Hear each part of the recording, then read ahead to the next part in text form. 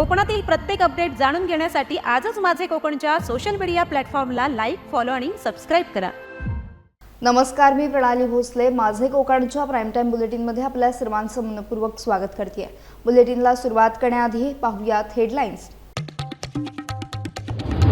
जगबुडी नदीत दुर्दैवी दुर्घटना, अंघोळीसाठी गेलेल्या तिघांचा मृत्यू, एक युवक सुदैवानं बचावला.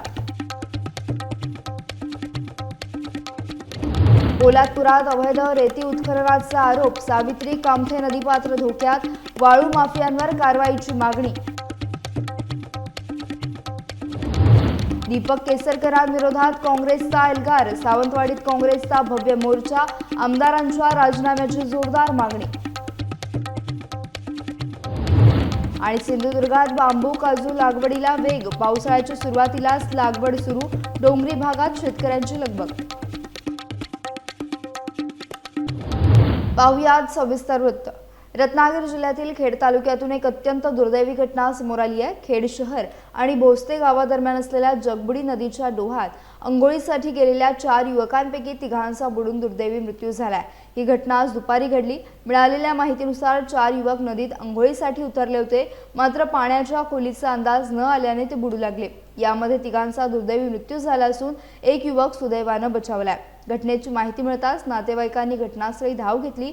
आप्तस्वकीयांचा आक्रोश पाहून परिसरात वातावरण शोकमय झालं.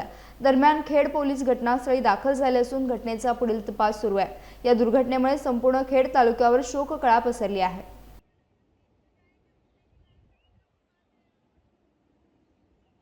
खेड तालुक्यातील सुकिवली येथील क्रेशर परिसरात आज भीषण अपघात घडला. रिव्हर्स घेत असताना चालकाचा अंदाज चुकल्याने डंपर थेट 30 ते 35 फूट खोल दरीत कोसळला. या अपघातात चालक जखमी झाला असून त्याच्यावर उपचार सुरू आहेत. खडी क्रेशर परिसरात घडलेल्या घटनेनंतर काही काळ एकच खळबळ उडाली. डंपर दरीत कोसळल्याने वाहनाचे मोठ्या प्रमाणात नुकसान झाले. स्थानिकांनी तातडीने मदत कार्य करत जखमी चालकाला बाहेर काढून उपचारासाठी रुग्णालयात दाखल केले. सुदैवाने या अपघातात कोणतीही जीवितहानी झाली नसली तरी दुर्घटनेची तीव्रता मोठी होती. अपघाताचं नेमकं कारण काय याचा तपास संबंधित यंत्रणांकडून सुरू असून पुढील कार्यवाही करण्यात येत आहे. पोलादपूर तालुक्यात शासनाच्या नियमांचे उल्लंघन करत बेकायदेशीर रेती उत्खनन सुरू असल्याचा आरोप होत असून यामुळे पर्यावरणाला गंभीर धोका निर्माण झाल्याची बाब समोर आली आहे. सावित्री कामथे नदीपात्रात जेसीबी आणि चाळणीच्या साहाय्याने मोठ्या प्रमाणात वाळू उपसा केला जात असल्याचा आरोप आपली माती आपली माणसं संघटनेनं केला आहे. संघटनेचे संस्थापक राज पार्टे, अध्यक्ष निलेश कोळसकर आणि ग्रामीण कमिटीचे अध्यक्ष हरिभाऊ पवार यांनी या प्रकाराविरोधात प्रशासनाकडे वारंवार तक्रारी आणि पुरावे सादर केल्याचे सांगितलं. मात्र कारवाई केवळ कागदोपत्री होत असून काही दिवसात पुन्हा उत्खनन सुरू होत असल्याचा आरोप करण्यात आला. दरम्यान तहसीलदार कपिल घोरपडे यांनी बेकायदेशीर वाळू उपसा करणाऱ्यांवर कारवाई करण्यात आल्याची माहिती दिली आहे. महसूल विभागाकडून पंचनामा करून दंडात्मक आणि कायदेशीर कारवाई सुरू असल्याचं स्पष्ट केलं आहे. मात्र अवैध उत्खनन पूर्णपणे रोखण्यासाठी कठोर आणि सातत्यपूर्ण कारवाईची मागणी आता जोर धरते आहे. छत्रपती शिवाजी महाराजांच्या स्वराज्याची राजधानी असलेल्या किल्ले रायगडावर शिवराज्याभिषेक सोहळ्यानिमित्त लाखो शिवभक्तांची गर्दी झाली होती. या पार्श्वभूमीवर गड परिसर स्वच्छ आणि कचरामुक्त ठेवण्यासाठी महाडमधील ॲडव्हेंचर सोल ग्रुपने पुढाकार घेत स्वच्छता अभियान राबवले. गडावर प्लास्टिकच्या बाटल्या आणि इतर कचरा साचू नये तसेच ऐतिहासिक वारसा जपला जावा या उद्देशाने ग्रुपच्या सदस्यांनी रायगडाच्या पायथ्यापासून गडमाथ्यापर्यंत स्वच्छता मोहीम हाती घेतली. या अभियानात तब्बल 18 बॅग कचरा गोळा करून योग्य ठिकाणी विल्हेवाटीसाठी पाठवण्यात आला.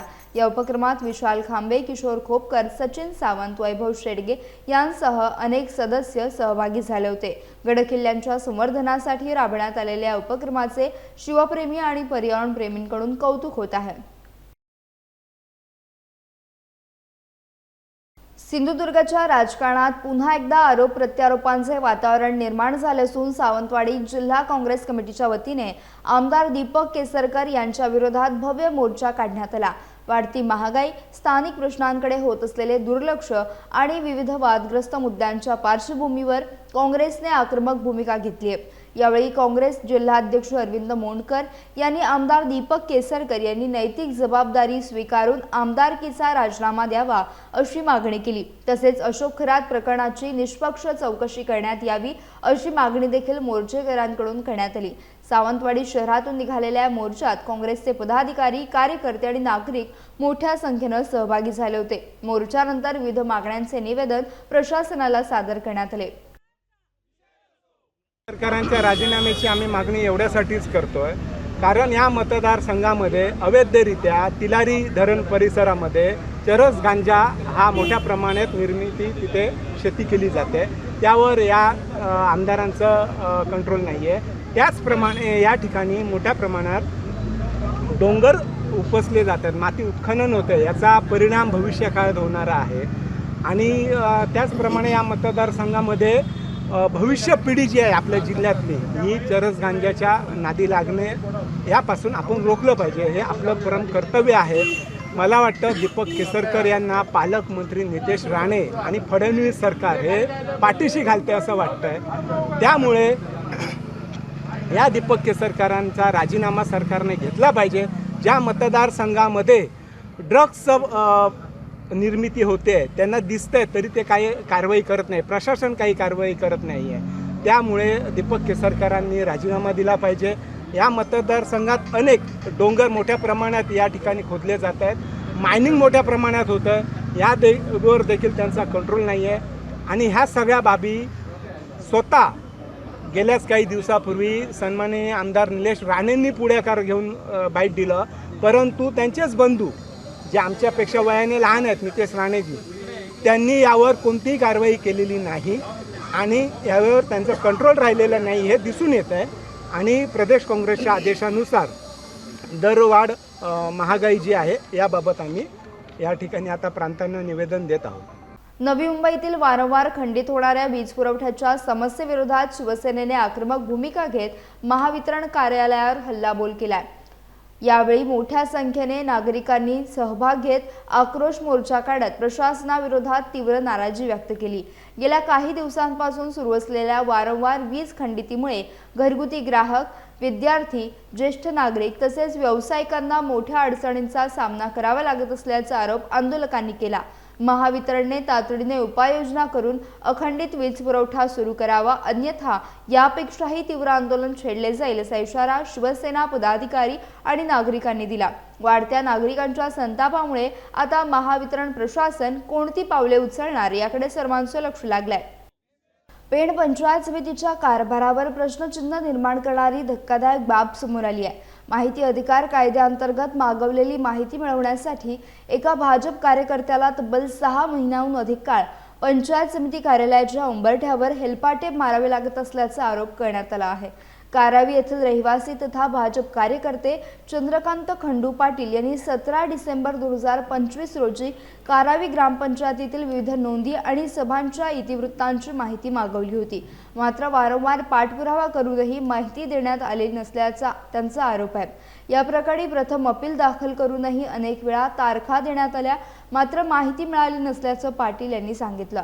माहिती अधिकार कायद्यानुसार निश्चित मुदतीत माहिती देणे बंधनकारक असताना होत असलेल्या दिरंगाईमुळे प्रशासनाच्या कार्यपद्धतीवर प्रश्न उपस्थित होत आहेत. दरम्यान या संपूर्ण प्रकरणाची तक्रार ग्रामविकास मंत्री जयकुमार गोरे यांच्याकडे करण्यात येणार असल्याची माहिती चंद्रकांत पाटील यांनी दिली. मी चंद्रकांत खंडू पाटील, कारावी गावचा रहिवासी. मी ग्रामपंचायत मध्ये शासकीय नमुने 133 मध्ये माहितीचा अधिकार म्हणून टाकला होता. तो माहितीचा अधिकार 17/12/2025 रोजी टाकण्यात आला होता. तरी मला ग्रामपंचायत मधून ग्रामसेवकला, सरपंचांना भेटून आजपर्यंत मला माहिती दिलेली नाही. त्याच्यानंतर मी पुन्हा स्मरणपत्र टाकलं. स्मरणपत्र 8/1/2026 रोजी टाकलं होतं. तरी पण ग्रामपंचायत मध्ये ग्रामसेवक किंवा सरपंचांनी कोणीही दाद दिलेली नाही. त्याच्यानंतर मी पुन्हा अपिलात गटविकास अधिकारी पंचायत समिती पेण यांच्याकडे 6/3/2026 रोजी मी अपिलात गेलो होतो. अपिलात गेल्यानंतर मला सुनावणीची तारीख 24/3/2026 रोजी 11 वाजता लावण्यात आली. त्या दिवसाला विस्तार अधिकारी हजर नव्हते. त्याच्यानंतर मी त्यांना फोनवर दूरध्वनीवरून कॉन्टॅक्ट केला. त्याही सांगला आजची तारीख मी तुम्हाला उद्या लावतो म्हणून सांगितलं. त्याच्यानंतर पुन्हा 11/5/2026 रोजी 11 वाजता सुनावणी झाली. सुनावणीमध्ये स्वतः ग्रामसेवक, विस्तार अधिकारी उपस्थित होते. त्याच्यानंतर सुनावणीमध्ये विस्तार अधिकारी त्यांनी सांगितलं की यांना माहिती कधी देणार आहात तुम्ही. त्याही सांगितलं 10 ते 15 दिवसात देतो म्हणून सांगितलं. पण मी स्पष्टपणे सांगितले त्यांना की मला लेखी स्वरूपात तारीख कधी देता तेवढे सांगा. त्याच्यानंतर 26/5/2006 रोजी मी माहिती देण्याचे ग्रामसेवकनी संमती दर्शवली. त्याच्यानंतर मी कुठेच गेलो नव्हतो. पुन्हा 26 तारखेला मी विस्तार अधिकारी टँडल मॅडम यांना मी फोन करून विचारलं की बाबा आज मला माहिती देणार होते, ते आजपर्यंत मला माहिती दिलेली नाही. मग त्याही सांगला मी रावसाहेबांशी बोलतो आणि तुम्हाला कळवतो. तोपर्यंत मला आजपर्यंत कुठल्याही कोणी ना ग्रामसेवक ना विस्तार अधिकारी पंचायत समिती अधिकारी कोणी संपर्क साधला नाही. म्हणून मी आता पुढचा पाऊल उचलत आहे. पालीतील जनतेला भेडसावणारे प्रश्न सोडवण्यासाठी भाजप कटिबद्ध असून आगामी नगरपंचायत निवडणुकीत पुन्हा सत्ता स्थापन करू असा विश्वास भाजप रायगडचे ज्येष्ठ नेते प्रकाशभाऊ देसाई यांनी व्यक्त केला आहे.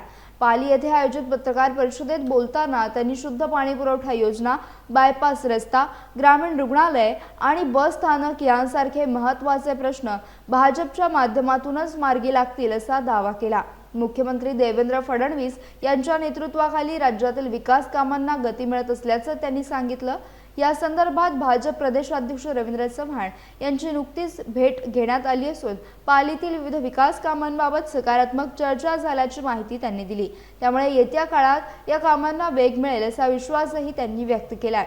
यावेळी भाजपच्या विविध पदाधिकाऱ्यांसह कार्यकर्ते मोठ्या संख्येने उपस्थित होते. खरं तर पालीमध्ये नगरपंचायतच्या निवडणुकीच्या माध्यमातून भारतीय जनता पार्टीचं एकमेव सरकार यावं ही भूमिका आज जनतेची आहे. लोकांची तशी मागणी आहे की भारतीय जनता पार्टीचाच नगराध्यक्ष बसावा. ही भूमिका घेऊन आज आमचे नागरिक, आमची जनता आमच्या पाठीशी आहे. परंतु काही वरचे आदेश आले छोटे मोठे, तर त्या संदर्भामध्ये विचार करून आम्ही मंडळी या संदर्भामध्ये निर्णय घेऊ. परंतु पाली नगरपंचायतीच्या संदर्भामध्ये निर्णय घेण्याचे अधिकार आम्ही जी सगळी कोर कमिटी जी आहे या कोर कमिटीला दिले गेलेले आहेत आणि त्या माध्यमातून योग्य तो अभ्यास करून आम्ही तो निर्णय घेऊ. आमच्याबरोबर आज राष्ट्रवादी एक सहकारी पक्ष म्हणून काम करत आहे. जरी भारतीय जनता पार्टीची ताकद मोठी असली तरी देखील आम्ही आमचे जे सहकारी आहेत आमच्याबरोबर जे आम्हाला पॅरलल सकारात्मक भूमिकेतून आमच्याबरोबर काम करतायत, किंबहुना करण्याची भूमिका ठेवतात, अशा लोकांना बरोबर घेऊन हे पुढची निवडणूक आम्ही लढणार आहोत. परंतु एवढं मात्र निश्चित आहे की पुढचा नगराध्यक्ष हा भारतीय जनता पार्टीचाच बसेल. ही केवळ पालीची मागणी नाही, ही आज देशाची संपूर्ण मागणी आहे. आपण जर बघितलं काल पंचायत पश्चिम बंगालमध्ये 22 खासदार गेले, त्याच्या अगोदर 60 आमदार गेले. तर आता ही परिस्थिती आता अशी आहे की भारतीय जनता पार्टी ही या देशाच्या दृष्टीने काळाची गरज आहे. हे सर्वसामान्य तळागाळातील लोकांना देखील पटलेलं आहे. त्या माध्यमातूनच तीच भूमिका घेऊन आम्ही पुढची निवडणूक लढणार आहोत. सिंधुदुर्ग दौऱ्यावर असताना शिवसेना नेते विनायक राऊत यांनी विविध राजकीय आणि स्थानिक मुद्द्यांवर भाष्य केलं. शक्तीपीठ महामार्ग, जिल्हा परिषद कारभार, ड्रग्ज प्रकरण, आमदार वैभव नाईक यांच्यावरील एसीबी चौकशी, चिपी मुंबई विमानसेवा तसेच मुंबई गोवा महामार्गाच्या कामांबाबत त्यांनी आपली भूमिका मांडत सरकार आणि प्रशासनावर टीका केली आहे. सांगली, कोल्हापूर ह्या भागामध्ये शक्तीपीठाच्या महामार्गाला शेतकऱ्यांचा प्रचंड विरोध आहे. कारण त्यांची सुपीक आणि बागायती जमीन शक्तीपीठाच्या नावाखाली हडप केली जाते आणि म्हणून तिथला शेतकरी कडाडून त्याला विरोध करतोय. अगदी त्याच पद्धतीने आता हा शक्तीपीठ खास सिंधुदुर्गामध्ये ज्या वेळेला खाली वळवला जातोय त्यावेळेला सिंधुदुर्गातले इको सेन्सिटिव्हचे सर्व गाव, ज्या इको सेन्सिटिव्ह जिथे लागू केलेलं आहे त्या गावातून आज शक्तीपीठ नेण्याचा प्रयत्न केला जातोय. केवळ आणि केवळ त्या ठिकाणी सध्याच्या राजकारण्यांनी जे घेतलेल्या जमिनी आहेत त्या जमिनींना सोन्याचा भाव यावा म्हणून आज शक्तीपीठाचा खटाटोप चाललेला आहे. त्याला सिंधुदुर्गामध्ये सुद्धा तेवढाच कडाडून विरोध केला जाईल. एक मात्र नक्कीच आहे की ज्या पद्धतीने मागच्या काही वर्षामध्ये हा सिंधुदुर्ग जिल्हा हा ड्रग माफियांचा अड्डा बनलेला आहे. इतर देशातलेच इतर राज्यातून सुद्धा ड्रग विकत घेण्यासाठी या सिंधुदुर्गमध्ये येत आहेत. त्यामुळे ह्या ड्रगचा प्रसार होण्याचा आशीर्वाद खास करून पोलिसांच्या माध्यमातूनच होतोय. आणि म्हणून आमदारांनी केलेले आरोप असोत किंवा सर्वसामान्य लोकांच्या मनामध्ये निर्माण झालेला समज आहे, त्यामुळे सर्व गैरप्रकाराला सिंधुदुर्ग जिल्ह्यातलं पोलीस प्रशासनच जबाबदार आहे. हा अत्यंत नालायकपणाने खोडसाळपणा चाललेला आहे. अत्यंत प्रामाणिकपणे काम करणाऱ्या वैभव नाईकांना सातत्याने ह्या ACBच्या चौकशीच्या माध्यमातून त्रास देणं आणि त्यांच्यावर मानसिक दबाव वाढवणं हा धंदा सध्या काही लोक राज्यकर्त्यांनी चालू केलेला आहे. त्याचा आम्ही धिक्कार करतो आणि वैभव नाईकांच्या पाठीशी शिवसेना उद्धव बाळासाहेब ठाकरे पूर्ण पक्ष पूर्ण ताकदीने उभा राहील याची ग्वाही देतो. खरं म्हणजे हे विद्यमान खासदार महोदयांची निष्क्रियता आहे. त्यावेळेला सुद्धा चिपी विमानतळ हा खऱ्या अर्थाने रिजनल कनेक्टिव्हिटी स्कीम मध्ये मंजूर करून घेतला होता आणि त्यामुळे केंद्र सरकारच्या अलायन्स एअर कंपनीच्या माध्यमातून चिपी ते मुंबई हा विमान प्रवास सुरू होता. तो पुन्हा सुरू करण्यासाठी दिल्ली दरबारी प्रयत्न करण्याची आवश्यकता आहे. दुर्दैवाने ते होत नाहीये. आता कुठेतरी एका खासगी कंपनीला हाताशी धरून चिपी ते नवी मुंबई असा प्रवास होईल असं सांगितलं जातंय. जसं आता रोरो सर्व्हिसचा बेंडबाजा वाजला तसंच भविष्यामध्ये ह्या सेवेचा बेंडबाजा वाजू नये हीच इच्छा. या अगोदर देखील गणेश चतुर्थीच्या अगोदर हे सगळ्या फुकटचे बडेजाव मारण्याचे धंदे चालू आहेत. ज्या पद्धतीने मगाशी मी सांगितल्याप्रमाणे मुंबई ते विजयदुर्ग रोरो सेवा ही संपूर्णतः अपयशी ठरली. तसंच चिपी ते मुंबई ही विमान सेवा सुरू करण्यामध्ये सुद्धा ह्या जिल्ह्यातले राज्यकर्ते जे विद्यमान पालकमंत्री आहेत, खासदार आहेत, हे पूर्णपणे अपयशी ठरलेले आहेत. अशा यापूर्वी किमान 100 वेळेला नितीन गडकरींनी आश्वासने दिलेली आहेत. पण प्रत्यक्षात महाराष्ट्रातल्या इतर ठिकाणचे रस्ते झाले पण मुंबई गोवा राष्ट्रीय महामार्गाची दुर्दशा मात्र अद्यापही संपत नाही. कारण इथले जे ठेकेदार आहेत ते ह्याच राज्यकर्त्यांचे नियुक्त केलेले ठेकेदार आहेत. सिंधुदुर्ग जिल्ह्यात पावसाळ्याला सुरुवात होताच बांबू आणि काजू लागवडीच्या कामांना वेग आलाय. आंबा आणि काजूसाठी प्रसिद्ध असलेल्या सिंधुदुर्गात आता बांबू शेती देखील शेतकऱ्यांसाठी उत्पन्नाचं महत्त्वाचं साधन ठरत आहे. जिल्ह्यातील डोंगरी भागात सध्या मोठ्या प्रमाणात बांबू आणि काजू रोपांची लागवड सुरू असून शेतकरी पावसाच्या अनुकूल वातावरणाचा लाभ घेतात. कमी मशागत, तुलनेने कमी खर्च आणि चांगले आर्थिक उत्पन्न यामुळे अनेक शेतकरी या पिकाकडे वळत असल्याचे दिसून येत आहे. विशेष म्हणजे सिंधुदुर्गातील बांबू उच्च दर्जाचा मानला जात असून त्याला देशांतर्गत तसेच परदेशातून देखील मागणी आहे. त्यामुळे बांबू लागवड शेतकऱ्यांसाठी फायदेशीर ठरत आहे. पावसाळ्याच्या पहिल्या पंधरवड्यात बांबू, काजू आणि आंबा लागवडीची कामे मोठ्या प्रमाणात केली जात असून ग्रामीण भागात शेती कामांची लगबग वाढली आहे. आता पाऊस चालू झालेला आहे थोडा थोडा, तर आता बांबू आणि काजू लावायला चांगला सीजन आहे. आणि आजपासून मी सकाळी काजूची रोपं लावली 150. आता बांबू काठी लावायला सुरुवात केली आहे. आणि बांबूचं उत्पन्नच आपल्या सिंधुदुर्ग जिल्ह्यात चांगलं मिळतं. बांबू काठी हे एक हिरवं सोनं आहे. आणि आम्ही आतापर्यंत 5000 बांबूचे कंदे लावून बेटं तयार केली आहेत. आता ह्या वर्षी 2000 पर्यंत लावायचं आहे. आता आजपासून मी सुरुवात केली आणि बांबू काठी हे चांगलं उत्पन्न देणारी शेती आहे. आता काजूची लागवड पण चांगली आहे. मी आज सकाळपासून 150 काजूची कलमं लावलेली आहेत आणि ती 7 नंबर कलमे लावलेली आहेत. नागरिकांना आव्हान करणार, जे शेतकऱ्यांना लागवड करायची आहे बांबू काठीची, त्यांनी बांबू काठीवर जास्ती जोर देऊन बांबू काठी ही लागवड करायची. ती रोप न लावता त्याची कंदे मुळं कुपळून जी मिळतात ती लावली तर त्याचं उत्पन्न चांगलं मिळतं. त्याच्यासोबतच काजूचं पण उत्पन्न चांगलं मिळतं, पण काजूपेक्षा बांबूचं उत्पन्न चांगलं मिळतं. पंतप्रधान नरेंद्र मोदी यांनी सलग सर्वाधिक काळ पंतप्रधान पद भूषवण्याचा विक्रम केला असून त्यांच्या नेतृत्वाखाली गेल्या 12 वर्षात देशाच्या संरक्षण क्षेत्राची ताकद मोठ्या प्रमाणात वाढल्याचा दावा महाराष्ट्राचे वनमंत्री गणेश नाईक यांनी केलाय. नरेंद्र मोदी यांच्या उत्तम आरोग्य, दीर्घायुष्य आणि उज्ज्वल भविष्यासाठी कोपर खैरणे येथील विठ्ठल मंदिरात महाआरतीचे आयोजन करण्यात आले होते. यावेळी मोठ्या संख्येने नागरिक आणि कार्यकर्ते उपस्थित होते.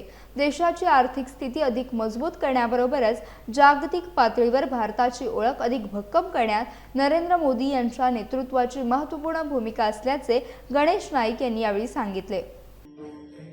भविष्यकालामध्ये सुजलाम सुफलाम मलयजशी शीतलाम सस्यश्यामलम मातरम वंदे मातरम असा पूर्वीचा सोन्याची चिडिया असलेला देश मधल्या कालखंडामध्ये त्या देशाला रया येण्याची वेळ आली होती ब्रिटिश कालखंडामध्ये.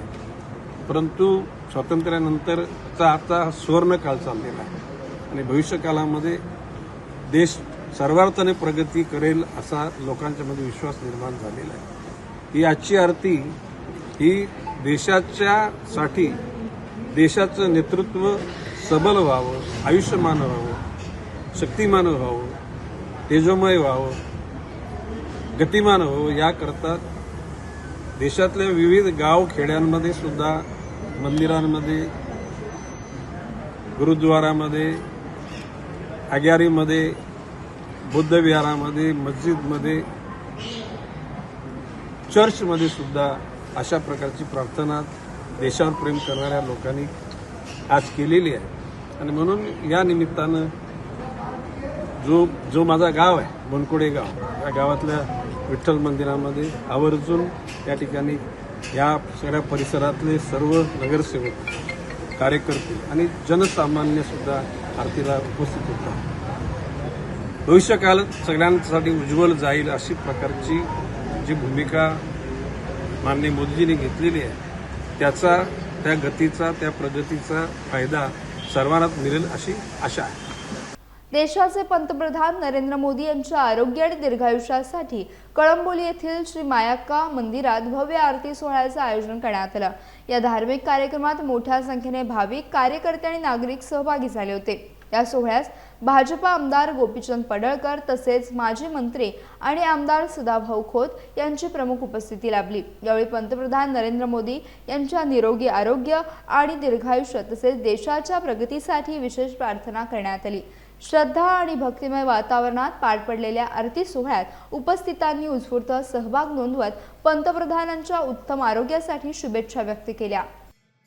देशाचे पंतप्रधान माननीय नरेंद्र मोदी साहेब यांना पंतप्रधान पदी विराजमान झालेल्या दिवसापासून आज 12 वर्ष पूर्ण होत आहेत। एक तप पूर्ण झालेला आहे आणि त्यामुळं अखंड देशभर भारतवासियांच्या वतीनं मंदिरामध्ये प्रार्थना केली जाते की माननीय नरेंद्र मोदी साहेबांना दीर्घायुष्य लाभावं, नरेंद्र मोदी साहेबांचं आरोग्य चांगलं राहावं आणि त्यांच्या नेतृत्वामध्ये भारत दिवसेंदिवस प्रगतीपथावरती जावं यासाठी आमच्या सर्वांची कुलदेवी मायाक्का देवी कळंबोली पनवेल येथे आज आम्ही आमचे नेते माननीय सदाभाऊ खोत, आमच्या इथल्या नगरसेविका मानवरताई, माननीय कातारताई, माननीय तुकारामजी सरक, माननीय आमचे मित्र माननीय विकासजी साहेब नगरसेवक, माननीय भगत साहेब, आमचे सभापती जयवंतराव, तानाजी मामा असे सगळी मंडळी आम्ही मोठ्या संख्येनं मायाक्का देवीच्या चरणी नतमस्तक होऊन आरती केलेली आहे आणि आमची हीच प्रार्थना आहे की नरेंद्र मोदी साहेबांच्या नेतृत्वामध्ये भारत महासत्ता व्हावी आणि त्यासाठी लागणारे सर्व आशीर्वाद मायाक्का देवीनी माननीय नरेंद्र मोदी साहेबांना द्यावेत। ज्या दिवशी माननीय नरेंद्र मोदी साहेब पंतप्रधान झाले त्या दिवशी आपल्याला आठवत असेल पहिल्यांदा त्यांनी संसदेच्या पायऱ्यावरती नतमस्तक झाले आणि त्यांनी स्टेटमेंट केलं की माझ्यासाठी सर्वात पवित्र मंदिर म्हणजे संसद आहे, माझ्यासाठी सर्वश्रेष्ठ ग्रंथ आहे तो डॉक्टर बाबासाहेब आंबेडकर साहेबांनी दिलेलं संविधान आहे। हे माननीय नरेंद्र मोदी साहेबांचं वाक्य आहे आणि या भारतातली 125 कोटी तेव्हाचं स्टेटमेंट हे माझ्यासाठी कुटुंब आहे आणि त्यांना आम्ही पुढे घेऊन जाण्यासाठी प्रयत्न करू।